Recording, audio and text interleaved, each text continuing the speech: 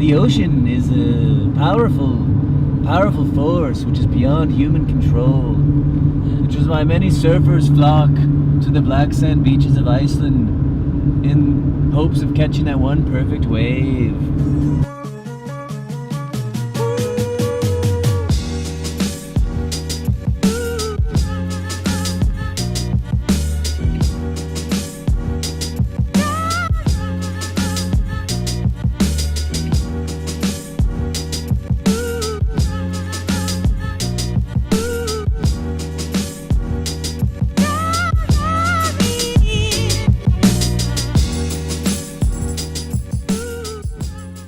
Sunny white sand beaches, girls in bikinis and boys in board shorts running into the warm ocean.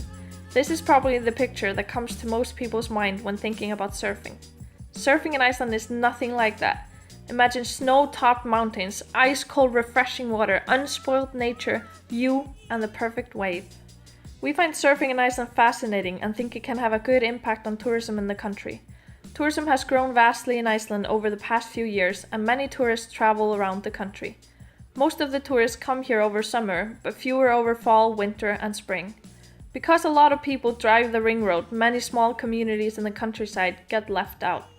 Our goal with this project was to find out whether surf tourism in Iceland has the potential to bring in tourists to less traveled places and during low season.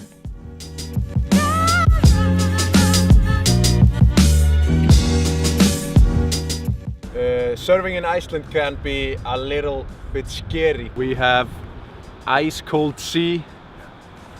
We can sometimes be surfing in snow, rain, wind.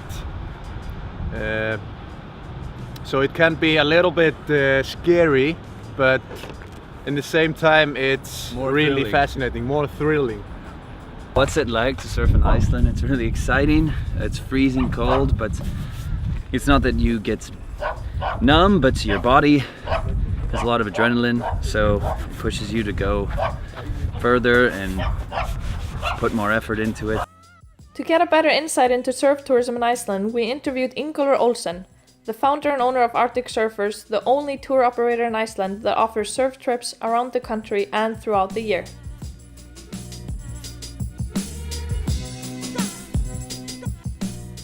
The idea of Arctic Surfers kind of happened between two friends in 2010. Me and my good friend Elli Thor have been surfing together in Iceland for many years.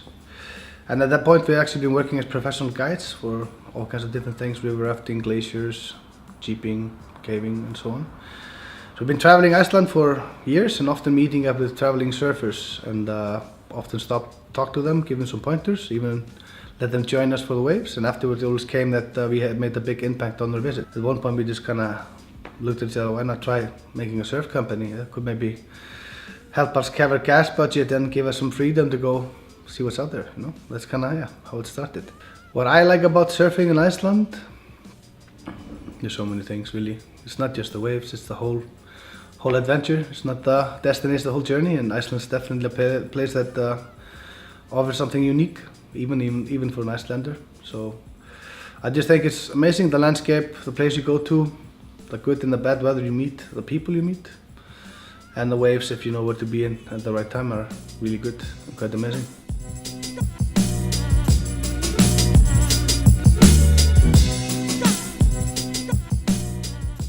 We asked Ingólfur whether surf tourism brings tourists to less traveled places in Iceland and if it supports small communities around the country. Surfing definitely takes people all over the country and definitely kind of spreads them out because you want to go to different places to see what's actually out there. Both people come here, meet up with us, travel by their own, or we take people out ourselves. We actually travel the whole island and around every corner to see what's out there and also just enjoy what those areas have to offer. So when we travel, we actually take part in many different things. Of course, we travel with our clients on our own cars or vehicles, or even rent vehicles if needed. We set up accommodations, food from different clients all over the country. Enjoy seeing and finding these smaller places we didn't even know about ourselves. We pay or actually buy service from third party regarding different tours like glacier tours, horseback riding and so on and so forth. And in our tours, through our videos and clients and photos, I would say it's a really good promotion for Iceland in general.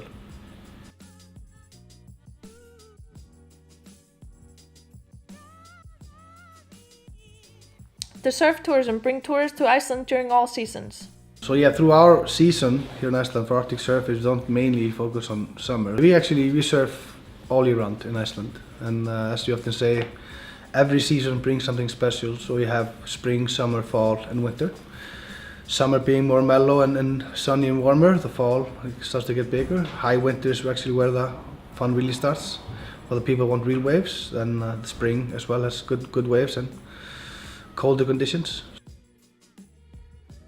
What about the dangers of surfing in Iceland? I'm not sure about the safety. If there's someone watching out for them, or yeah. The cold makes it much harder to get a wipe out, and yeah, it can get kind of foggy down here at Thorley, so you can lose your buddy, and it's a big beach, and then you might panic a bit. We had that experience. He lost me. I almost called the search and rescue company. Safety is definitely a big part in all our tours. We always travel with safety, think about it as well. Like we mentioned, surfing doesn't have to be dangerous, but it definitely can be. You have to think about currents, reefs, tide coming in and out, wind changing, many different things, tidal difference, this goes on. So things we do to kind of protect and prevent our clients to get into any trouble is just prep them for where we're going. We ask certain questions about the background, so we know actually what we are handling, and point out some dangers as well. But every client that comes with us on tour has to sign a disclaimer saying that he understands this is a wild environment. And even in some areas, rescue operations, not even a possibility. My guides, of course, have a lot of training. Both done first aid courses, and I have special courses I kind of put together for them myself and with other good friends that are leading here in Icelandic tourism. And we're just always building ourselves up and always just want to take it further as far as needed, because everyone wants to be safe. That's how you enjoy both your job and your guided tour.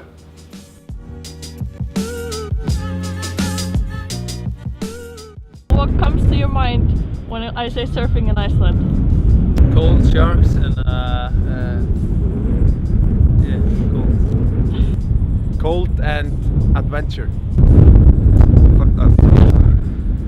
Cold. Yeah. Super cold. Tide. The one that dragged me way out.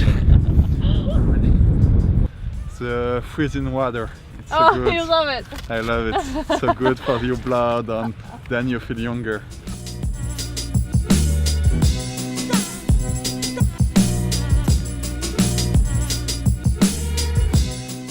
What does the future hold for surf tourism in Iceland? You get all kinds of surfers, everything from beginners, intermediates to experts, and yeah, some of the biggest pro names in the world.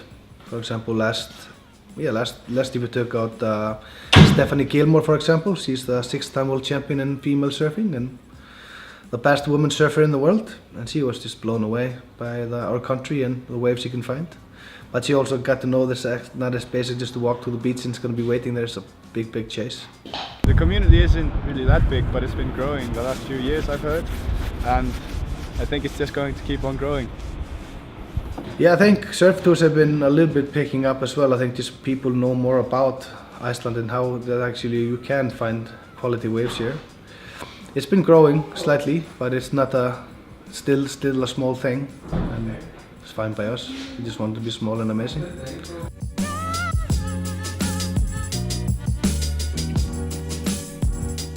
We're at this farm. It's beautiful. There are sheep here everywhere, horses. We're going surfing in the ocean. The waves are just beautiful and there's nobody here. A big part of surfing is actually kind of going exploring, seeing what's out there. Don't always find waves, but when you find them and kind of put in the work or are in a really remote and beautiful area, that's kind of when a dream comes together, you know.